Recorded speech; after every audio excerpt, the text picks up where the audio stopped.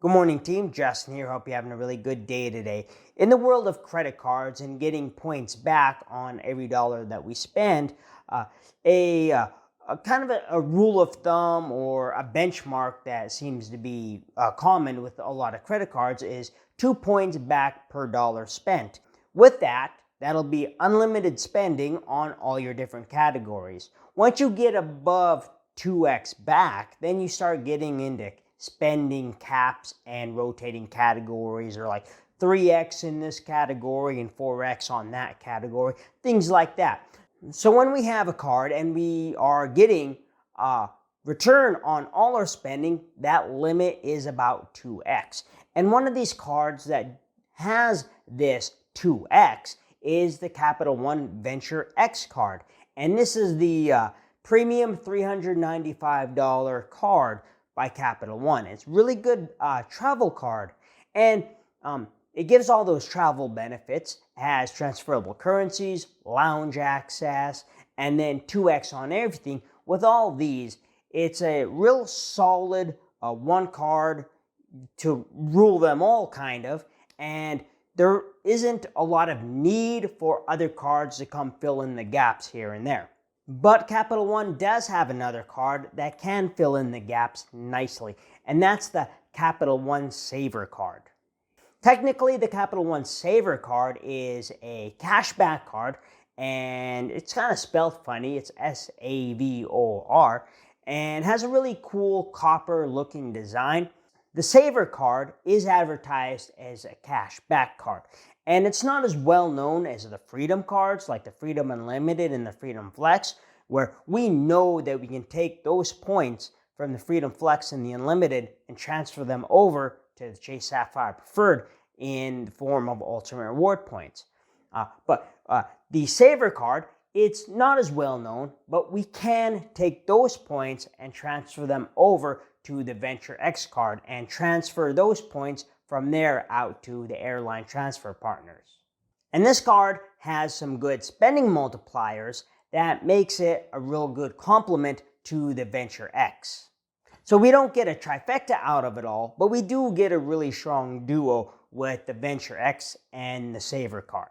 We already know the basic rundown of the VentureX has the 75,000 points as a sign-up bonus after spending $4,000 in 3 months, and it's going to give you 10,000 miles as an anniversary gift after your first year of holding the card, and that's going to be an easy $100 in value there. And then you get the $300 annual travel credit when you want to book travel through the Capital One travel portal, and then also gives you a $100 global entry TSA pre-check credit.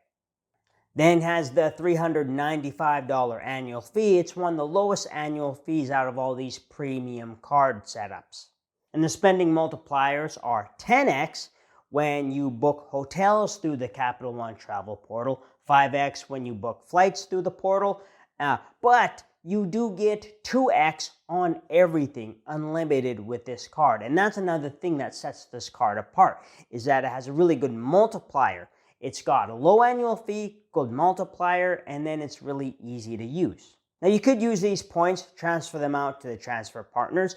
You could use the points to redeem for travel through the travel portal, or you could use the Capital One's purchase erase feature, where you can book however you want, and then once the purchase is on your statement, you can use your points to erase that purchase. The VentureX also has really good lounge access. It's going to have its own Capital One lounges. We have one open right now, but we got a couple more opening up in the future. We have Plaza Premium lounges and then Priority Pass. So if you want lounge access, this is your second best bet for it after American Express. And when we combine this with the Savor card, the Savor card has a $95 annual fee with a $300 sign-up bonus after spending $3,000 in 3 months. Sign-up bonus isn't too impressive, but it does step it up with its multipliers. We're going to earn 4% cash back on dining, entertainment, streaming, and then 3% back at grocery stores and 1% back on everything else. With 4% back at restaurants and 3% back at grocery stores, these are some of our biggest spending categories.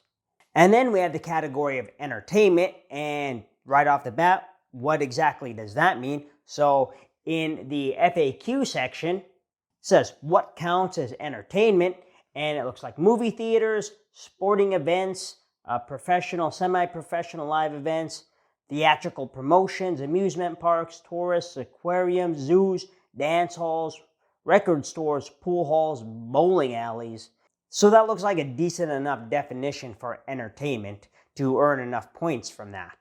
Card also has a limited time partnership with Uber, where you're going to earn 10% cash back on your Uber Eats and your Uber rides, and then a complimentary Uber One membership through the end of 2024.